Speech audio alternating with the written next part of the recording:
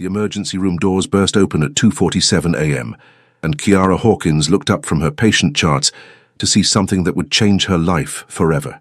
A man strode through the chaos with the kind of presence that made even the most hardened ER staff pause mid-step. Tall, impeccably dressed despite the hour, with sharp features and eyes that seemed to calculate every angle of the room in seconds. Behind him, two men in dark suits carefully guided a frail elderly woman on a wheelchair, her face twisted in pain. But it was the way he moved, like he owned not just the room but the very air they breathed, that made Ciara's pulse quicken with something she couldn't name. Authority, danger, desperation carefully masked. "Someone help my mother. Now." His voice cut through the noise, accented but commanding, brooking no argument. Ciara stepped forward before she could think better of it, her exhaustion forgotten. "Sir, I'm Dr. Hawkins, let me help." Their eyes met, and in that moment, Yang Hwan-seok, a man who had seen everything, controlled everything, felt something he hadn't experienced in years. Fear, not of losing his mother, though that terror clawed at his chest, but of the woman with warm brown eyes who looked at him like he was just a worried son, not a monster. The fluorescent lights of Chicago Memorial Hospital's emergency room hummed with their usual 3 a.m. symphony of beeping monitors, hurried footsteps, and muffled conversations. Kiara Hawkins had been on her feet for 16 hours straight, her white coat wrinkled, her natural coils pulled back into a messy bun that had given up any pretense of professionalism hours ago.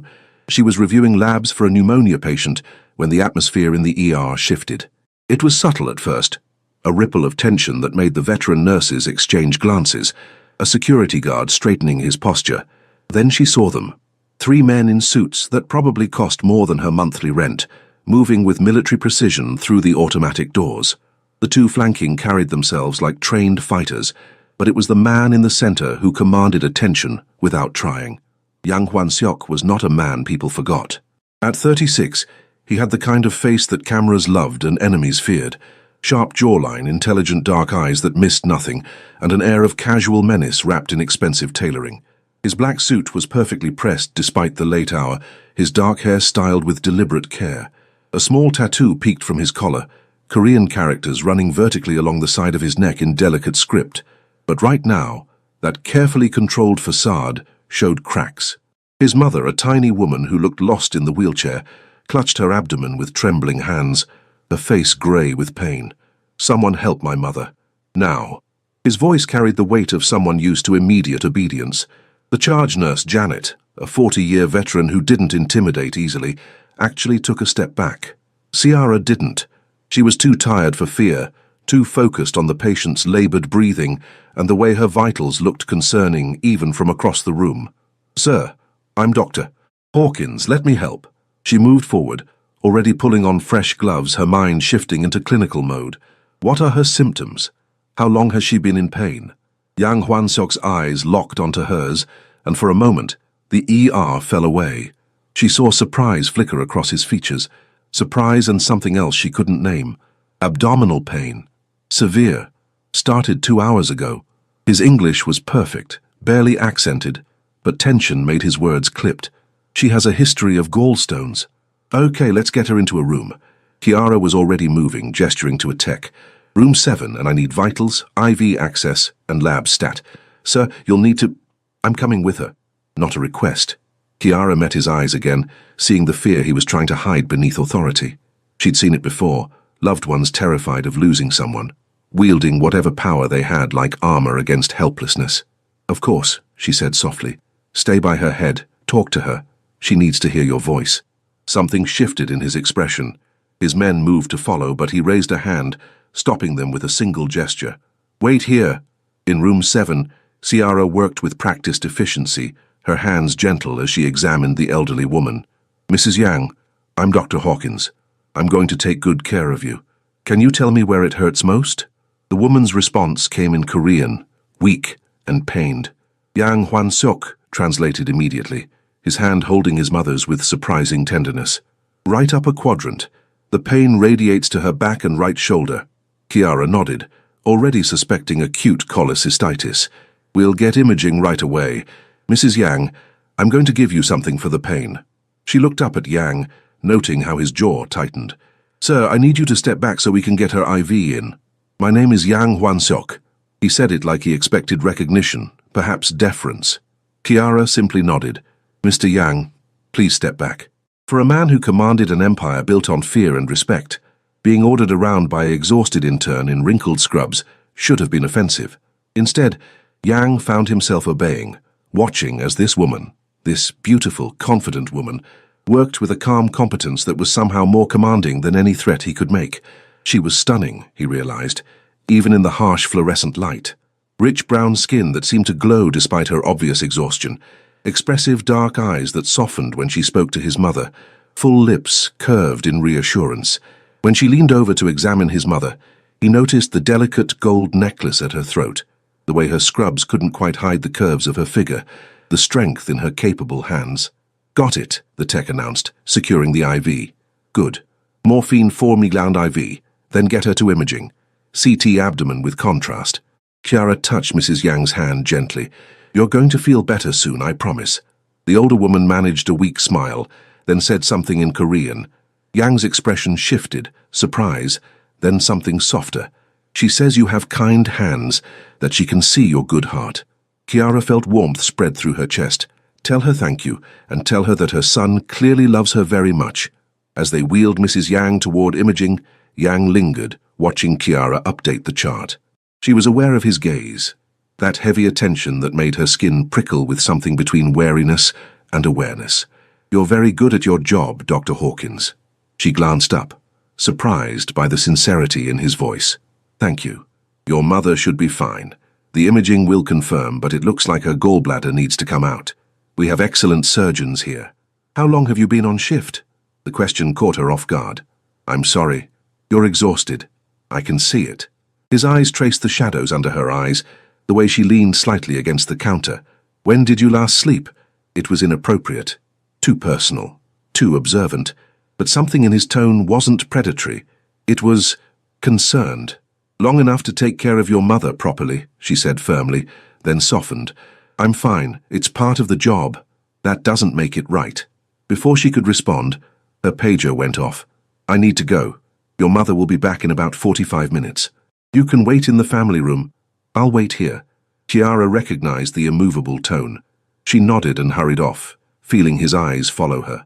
Yang watched her go, something unfamiliar stirring in his chest. In his world, people fell into two categories, useful or expendable. He'd built his empire on reading people, on seeing their weaknesses and exploiting them. He'd surrounded himself with loyalty, bought through fear and money, with beauty that was decorative but hollow. But this woman, this intern who looked at him with nothing but professional courtesy, who commanded respect through competence rather than fear, who touched his mother with such gentle care, she was neither useful nor expendable.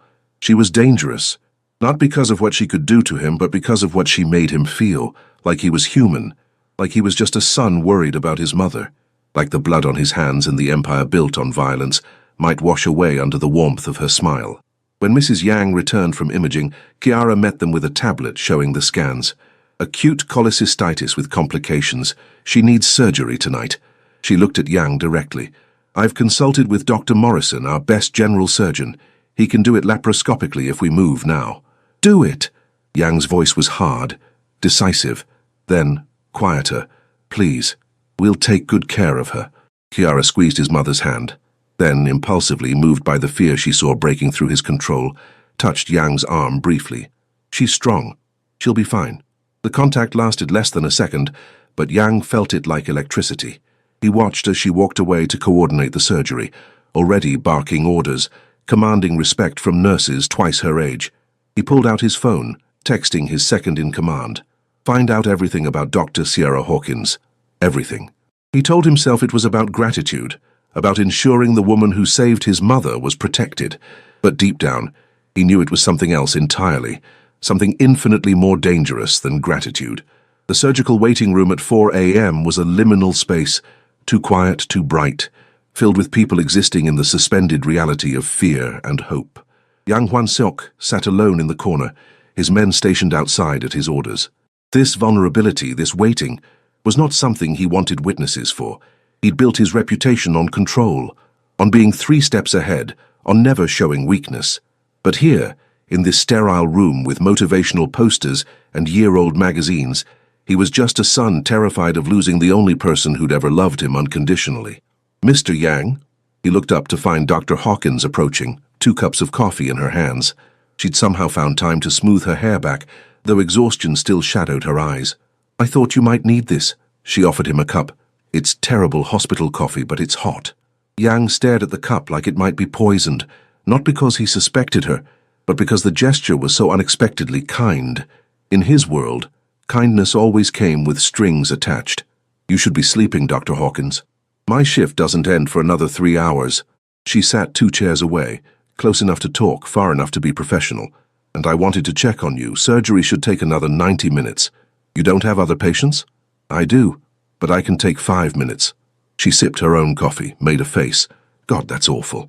Anyway, your mother spoke very highly of you before the anesthesia. She said you built an empire to protect her." Yang's jaw tightened. What exactly had his mother said? What did this woman think she knew? Kiara noticed his tension. "Relax, Mr. Yang.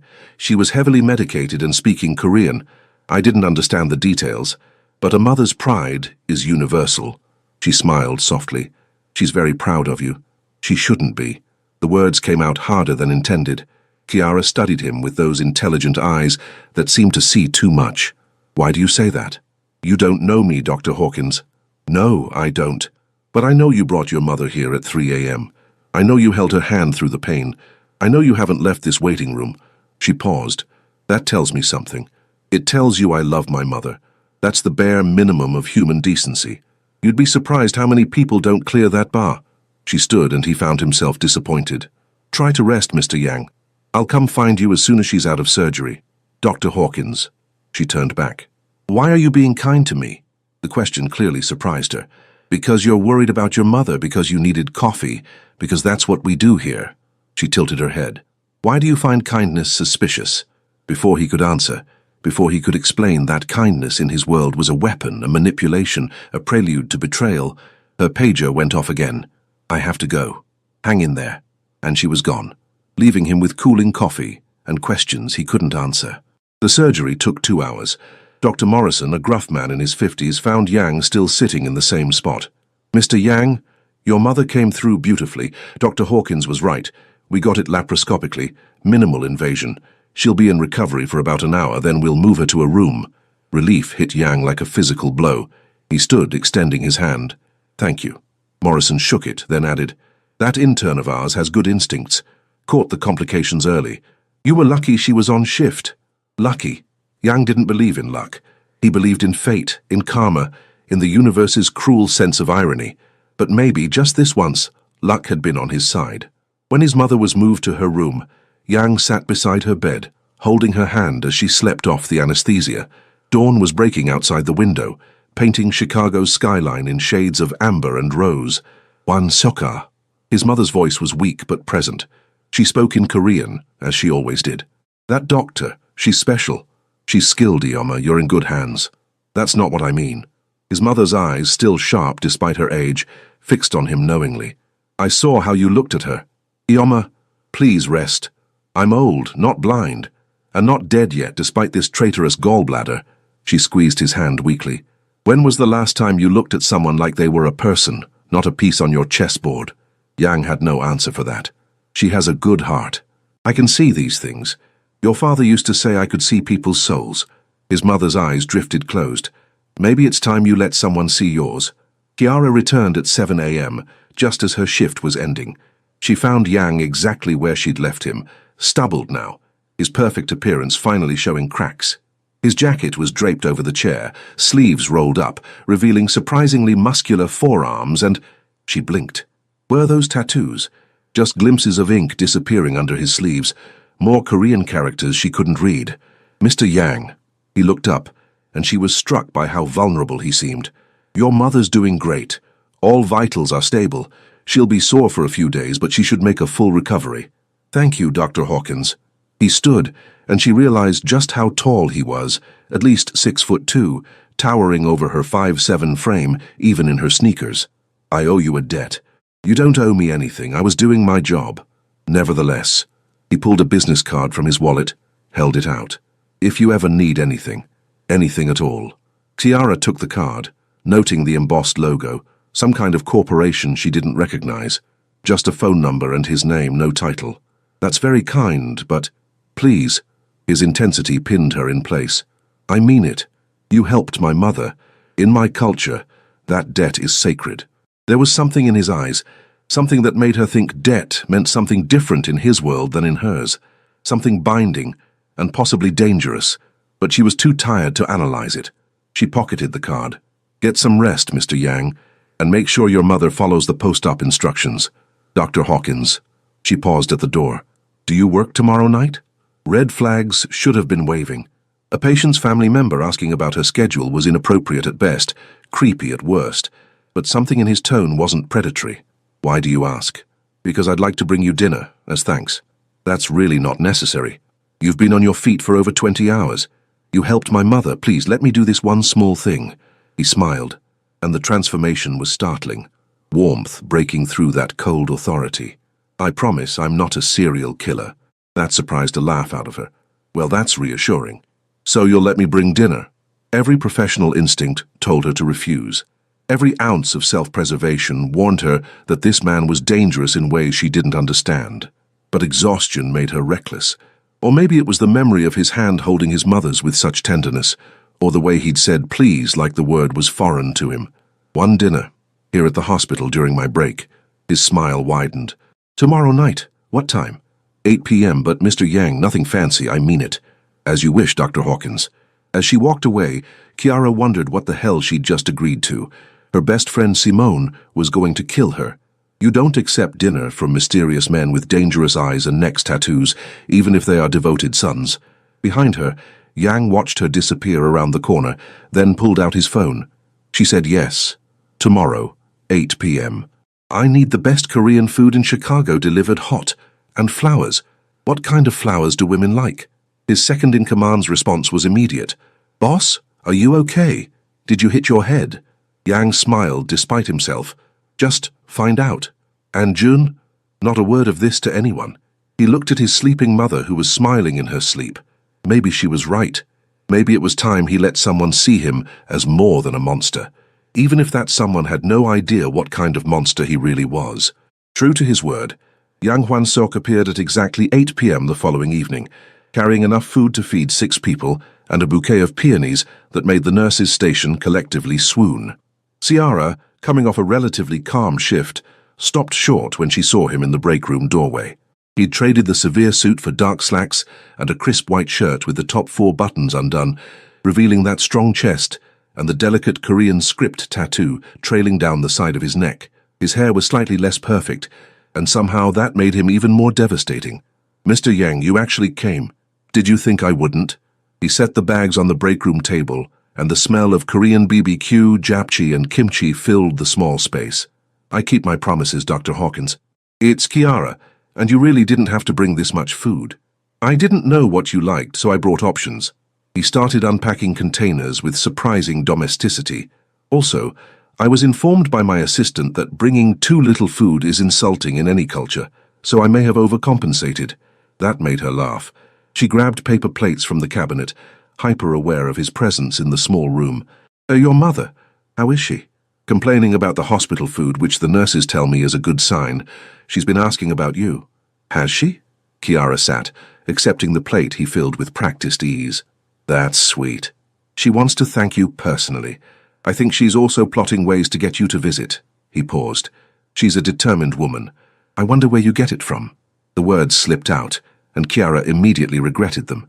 Too familiar, too flirtatious. But Yang just smiled. That devastating smile that softened the dangerous edge. Eat, please. You look like you haven't had a real meal in days. He wasn't wrong. Ciara's typical diet consisted of vending machine coffee and whatever she could grab between patients. The food was incredible, authentic and clearly expensive, nothing like the Korean fusion places near her apartment. This is amazing, she said around a mouthful of bulgogi. Where's it from? A place in Koreatown. The owner owes me a favor. The way he said favor made her pause. There was weight to that word, implications she wasn't sure she wanted to examine. What do you do, Mr. Yang? You said your mother mentioned you built an empire. His expression shuttered slightly. Import, export, international trade. boring business stuff. It was a lie, or at least not the full truth.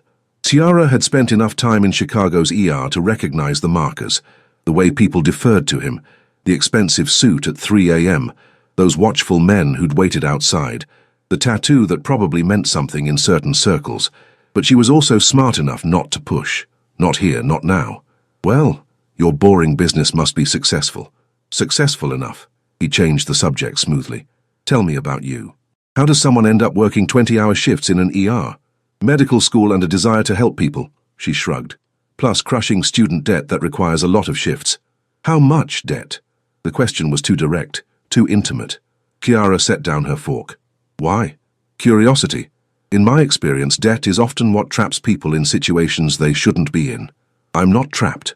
I chose this. Did you? Or did circumstances choose it for you? The observation cut too close to the bone. Yes, she'd wanted to be a doctor, but she'd also been the only one in her family to make it to college, carrying the weight of her mother's sacrifices, her father's early death, her younger brother's expectations. The debt wasn't just financial. It was familial, communal, existential. That's pretty philosophical for a businessman. I'm a man of many depths, Dr. Hawkins. His eyes held hers, and the intensity made her breath catch. Most people only see the surface. What would I see if I looked deeper? The question hung between them, charged with something neither of them wanted to name. Yang leaned forward slightly, and Ciara was suddenly aware of how small the break room was, how alone they were. That depends on whether you're brave enough to look. Her pager went off, shattering the moment. Trauma incoming. Ciara stood quickly, professionalism snapping back into place. I have to go. Thank you for dinner, Mr. Yang. Juan Seok. His voice was soft but insistent. My friends call me Juan Seok. Are we friends? I'd like to be. Something in his tone made her pause. Not predatory, not manipulative, just honest, vulnerable even. Juan Seok, she said, testing the name. Thank you for dinner. It was really kind. Can I see you again? Not as a patient's son, but as a friend. Every rational part of her brain screamed no. This man was trouble, expensive, dangerous trouble wrapped in beautiful packaging. But her heart, her foolish, exhausted, lonely heart, whispered yes. My shift ends at midnight. If you're still here, and you promise to answer one honest question, then yes. Deal. He was there at midnight, leaning against his sleek black car in the hospital parking lot like something out of a movie. Ciara approached cautiously, suddenly aware that she was alone with this man in a dark parking lot. You waited. I said I would. He opened the passenger door. Let me drive you home.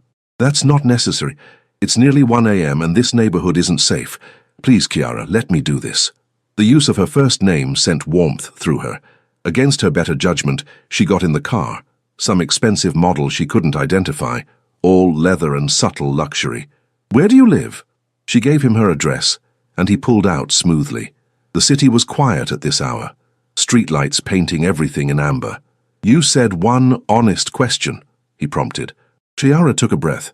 Are you dangerous? She felt rather than saw his surprise. That's your question? Yes. Because you are, aren't you?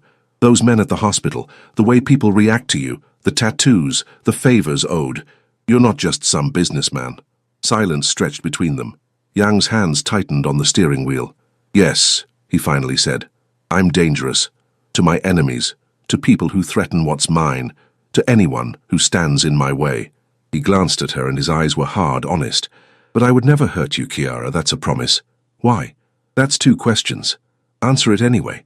He pulled up to her apartment building, a modest complex in a working-class neighborhood, worlds away from his glittering penthouse life.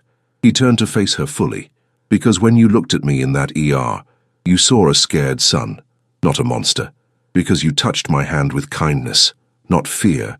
Because in my entire life, only 2 women have ever looked at me like I was worth something beyond what I could do for them. My mother, and you. Ciara's breath caught. Juan Seok, I know I shouldn't feel this way.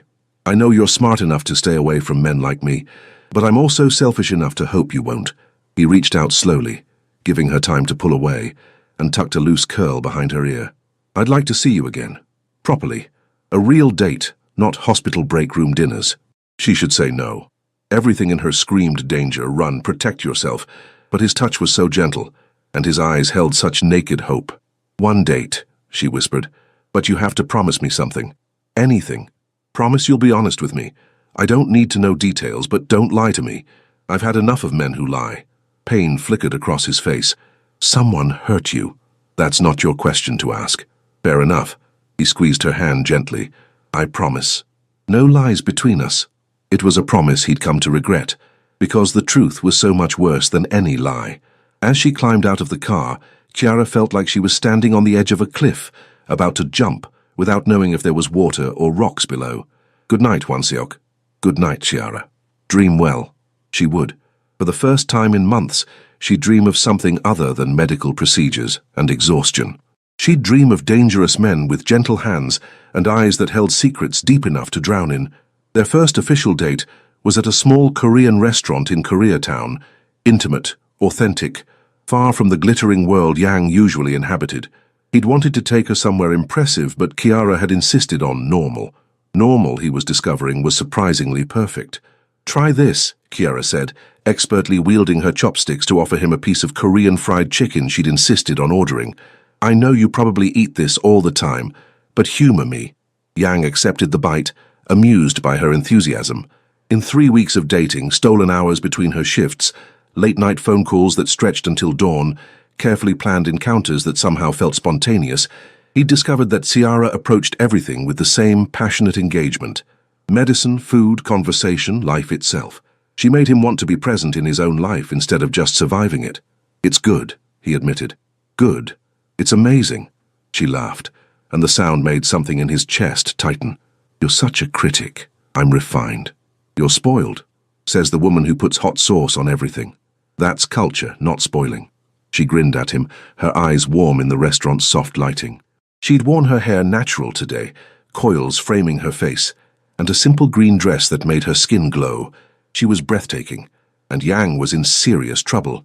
He'd known it for weeks now, known from that first moment in the ER that this woman was going to unravel him. But he'd underestimated how completely she'd invade his carefully controlled world, how her laugh would become the soundtrack he craved, how her texts would be the highlight of his dangerous days, how the thought of her in danger would make him reckless in ways that terrified him. What are you thinking? Chiara asked, catching his expression. That I like you, more than is probably wise. Probably? She raised an eyebrow. That's not very romantic. I'm not a romantic man, Ciara. I'm practical, careful. I plan everything. He reached across the table, taking her hand. But you make me want to be reckless. Is that a bad thing? In my world? Yes. He traced circles on her palm, marveling at the softness of her skin. Reckless men in my business don't live long. There it was, the closest he'd come to admitting what he really did. Chiara's eyes sharpened. Your business. We need to talk about that.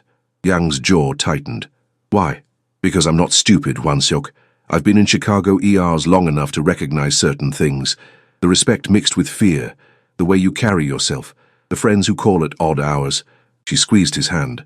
I'm not asking you to confess to crimes. I'm asking you to respect me enough to acknowledge reality. He wanted to deflect, to lie, to protect her from the truth, but he'd promised honesty. I run an organization, he said carefully. Import-export is part of it, but we handle other interests. Territory, protection, certain businesses that operate outside conventional boundaries. You're in the Mafia. The word hung between them. Yang waited for disgust, for fear, for her to pull away. Instead, Chiara just nodded slowly. Okay. I mean, I suspected. And honestly, it explains a lot. She met his eyes steadily. I'm not going to pretend I'm thrilled about it, but I also know that people are complicated. You're not defined by your worst actions.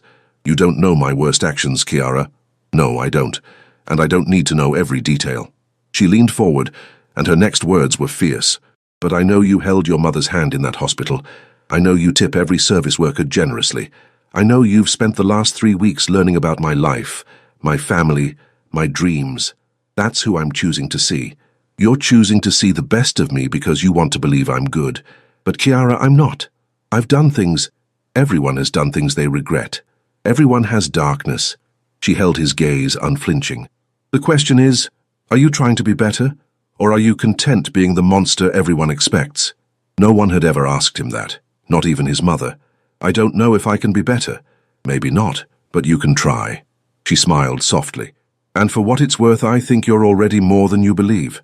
Yang felt something crack in his chest, some carefully constructed wall he'd built to survive his brutal world.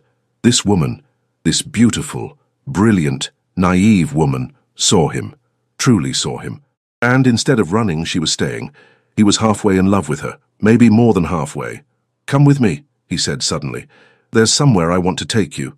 He drove her to a private rooftop in downtown Chicago, one of his properties, secured and safe. The city spread below them like a carpet of lights, beautiful and brutal. "I come here when I need to think," he explained, leading her to the edge where glass panels kept them safe, "when the weight of everything feels too heavy." "It's beautiful," Kiara breathed, pressing close to see the view. Yang moved behind her, his arms wrapping around her waist, chin resting on her head. She fit against him perfectly, like she'd been designed for this exact position. "My father built our organization on blood and fear," he said quietly. "When he died, I was 22, barely trained, drowning in enemies who smelled weakness. I did what I had to do to survive, to protect my mother, to hold our territory. You were so young." "I grew up fast. Had to." His arms tightened. "I became exactly what the job required, cold, ruthless, untouchable. I've made decisions that keep me awake at night. Hurt people who probably deserved it and some who didn't. Built an empire on things that would make you sick. Why are you telling me this? Because I need you to understand what you're getting into. If you stay with me, Ciara, there will be danger. People will try to use you against me. My world is brutal and it doesn't forgive softness." She turned in his arms, looking up at him. "Are you trying to scare me away?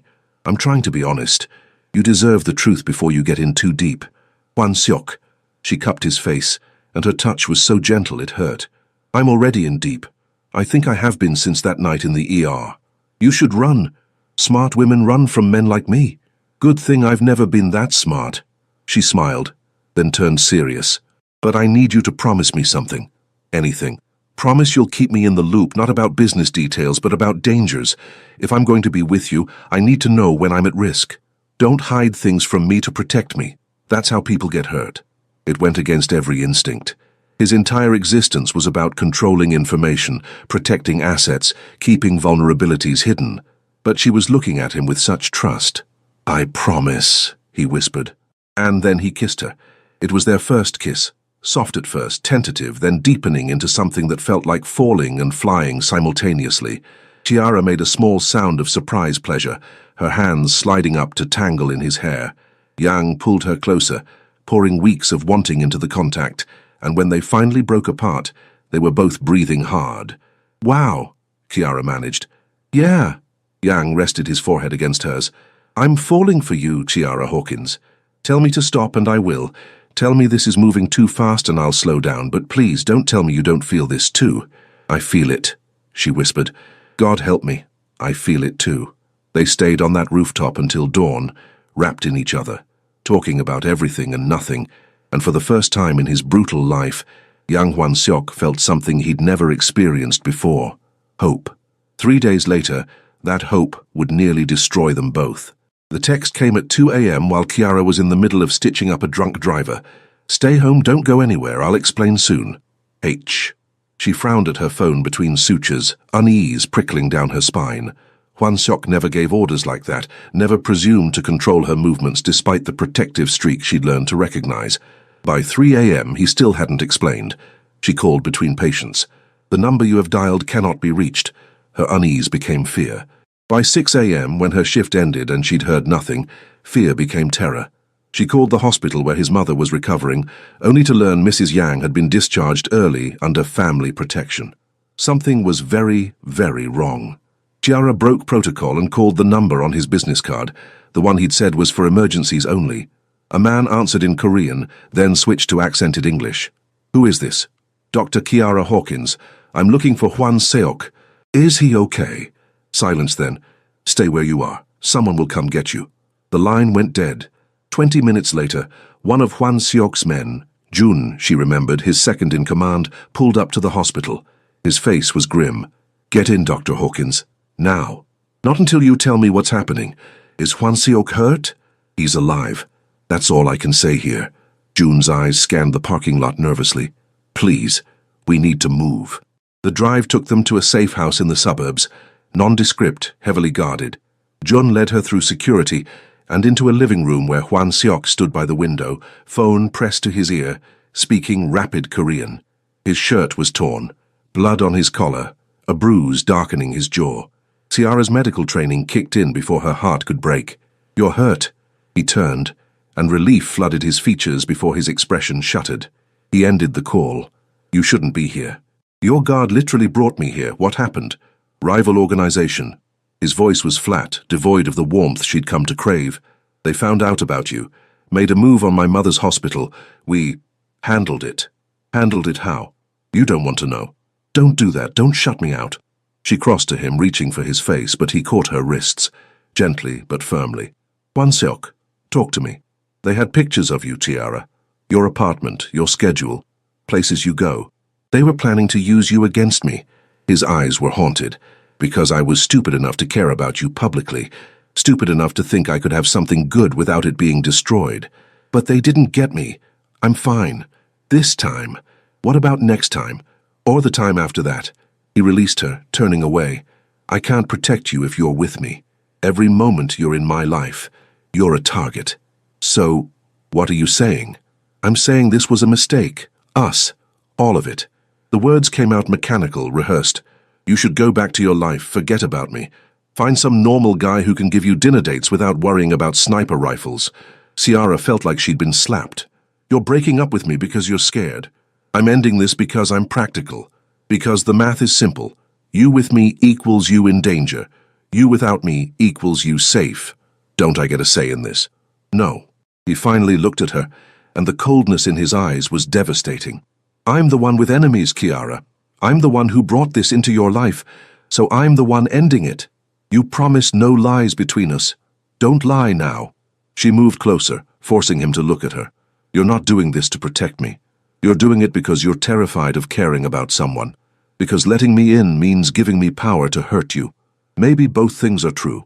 "Hwan Seok, Dr. Hawkins." The formal address was a knife between them. "Thank you for your care of my mother. I've arranged a payment to your student loans as thanks. You'll find them cleared by end of business today." Ciara recoiled like he'd struck her. "You're paying me off? That's what you think this is?" "I'm expressing gratitude. You're trying to reduce what we had to a transaction." Tears burned her eyes, rage and hurt warring in her chest. "I don't want your money, you arrogant ass. I want you. The real you, not this robot trying to protect himself by pushing everyone away. Then you want something that doesn't exist." His mask was perfect now, every emotion locked away. "Jun will drive you home. Don't contact me again." He walked out, leaving her standing in the safe house with her heart in pieces. For 2 weeks, Ciara tried to move on. She threw herself into work, picked up extra shifts, avoided anywhere she might run into him. Her loans were paid off. She'd confirmed it with trembling hands, then immediately tried to refuse the payment before realizing she couldn't without his account information. He'd tied up that loose end perfectly. Simone, her best friend, found her crying in the hospital break room on day 12. "Okay, that's it. I'm staging an intervention." Simone sat beside her, pulling her into a hug. "Spill everything." So Ciara did. The whole story. The ER meeting, the dates, the kiss on the rooftop, the brutal ending. When she finished, Simone was quiet for a long moment. "That man is an idiot," she finally said. "He's trying to protect me. He's trying to protect himself. Big difference." Simone squeezed her hand. "Question is, are you going to let him? What choice do I have? He made it clear he doesn't want me in his life." "Ciara Hawkins, you survived medical school. You survived being broken, exhausted, and doubted. You think you're going to let some emotionally constipated mafia boss tell you what you can handle? He's dangerous. So is crossing the street. So is living in this city. So is loving anyone." Simone's eyes softened. "Real question. Do you love him?" Did she? It had been 6 weeks total. Barely enough time to know someone's favorite color, let alone their soul. But she thought about his gentleness with his mother, his vulnerability on that rooftop, the way he looked at her like she was precious, the way he'd held her like she might disappear. "Yes," she whispered.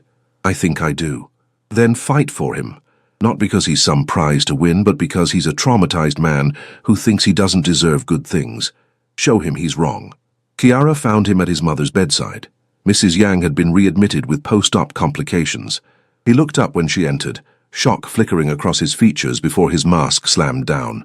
"Dr. Hawkins, I requested Dr. Morrison. He's in surgery, you get me." She moved to check Mrs. Yang's vitals, hyper-aware of his presence. "Infection in the surgical site. She needs IV antibiotics. Whatever you recommend." They worked in silence, Chiara giving orders to nurses, Hwan Seok hovering anxiously.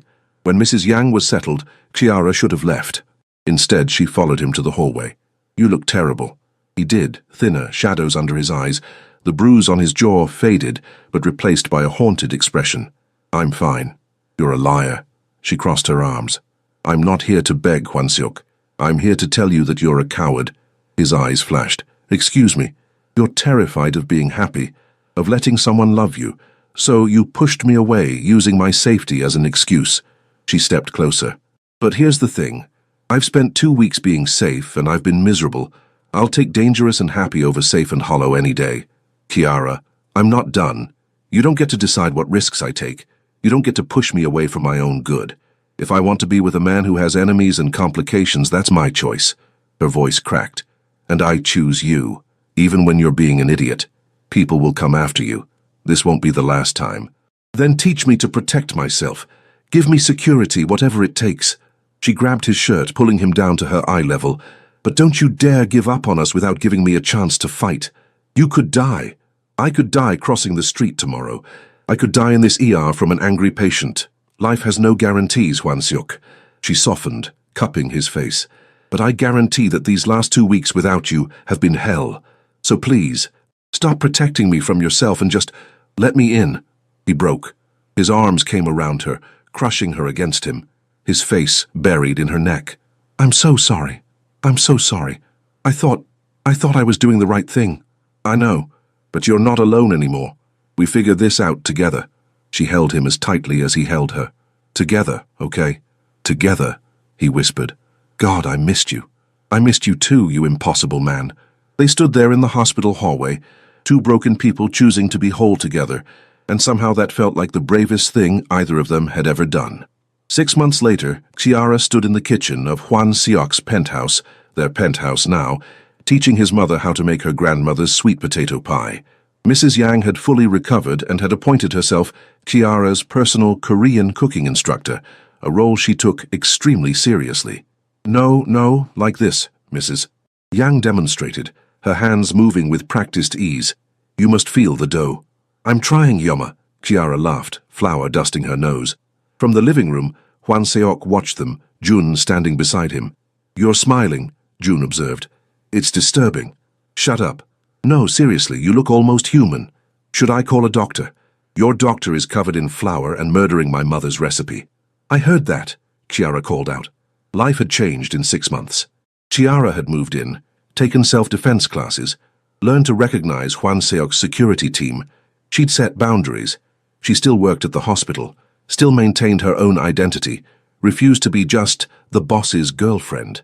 Hwan Seok had respected every boundary, even when it killed him to let her walk into danger. They'd had fights, spectacular ones, usually about his overprotectiveness or her stubborn independence. But they'd also had quiet mornings drinking coffee, late nights talking about everything, moments of perfect peace. She'd met the organization, carefully, formally, with Hwan Seok establishing clear rules about respect. Most had been wary at first, but her refusal to be intimidated and her genuine care for their boss had won over even the skeptics. "Hwan Seok-ka," his mother called. "Come taste." He obeyed, accepting the spoon Chiara offered, with exaggerated ceremony. The pie filling was actually pretty good. "Acceptable," he declared. "Acceptable?" Chiara threw a dish towel at him. "It's delicious. It's acceptable," he repeated, but he was grinning as he pulled her close, despite his mother's laughing protests about getting flour on his clothes. Later that night, wrapped in each other in the darkness, Chiara whispered, "Happy?" "Terrifyingly so," Hwan Seok admitted. "You. Completely." And for a man who'd spent his life in darkness, that simple happiness was the most dangerous, most precious thing he'd ever dared to keep.